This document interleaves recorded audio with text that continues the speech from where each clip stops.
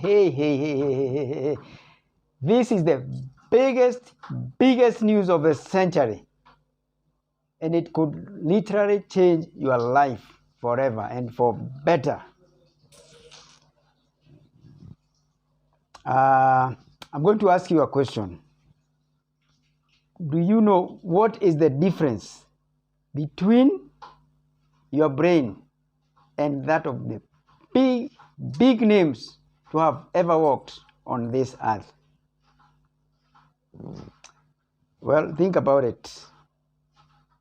The big names, the biggest you could ever think. And when I search, the number one who comes is Albert Einstein, who gave us that fancy formula. Plato, Aristotle, Shakespeare, Isaac Newton, Abraham Lincoln, Maslow, Michael Jackson, Bob Marley, Martin Luther King, JFK, Abraham Lincoln, Obama, Bill Gates, and the list goes on and on and on. Whoever it might be for you, but I don't think there can be bigger names than the ones I have mentioned. Anyway, the truth of the matter is your brain is wired the same way as these other brains of these supergiants, so-called seemingly geniuses. And if you want to prove me wrong, you're more than welcome. The fact is that God did not create you any differently.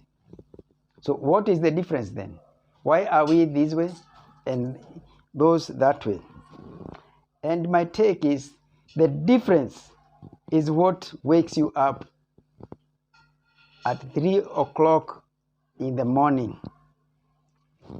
Maybe some of you might be woken by the school fees, the bills, or maybe your neighbor has just bought a big car, V8 there, or your neighbor has bought a lottery, or whatever it is. The fact is, anyway, the point here is that God has given you absolute control of that area. You are in absolute control of this process, of what wakes you up in the morning. So how is this information helpful? What do I do with it? I know you've told us, so what do we do with it? The thing to do is to realize that you are powerful. There's something inside you. And by the way, does the story of the mustard seed, if you had faith like mustard seed, if you can remember those words of Jesus Christ, does that ring a bell? It couldn't be more true.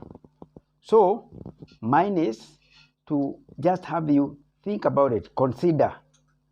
And if there is any proof that your brain is wired differently, then I would not expect for you to do those things. But I would encourage you to give it a try.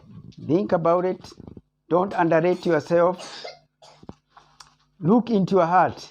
And by connecting with that person that God intended you to be, you don't have to discover the computer or something else or the airplane.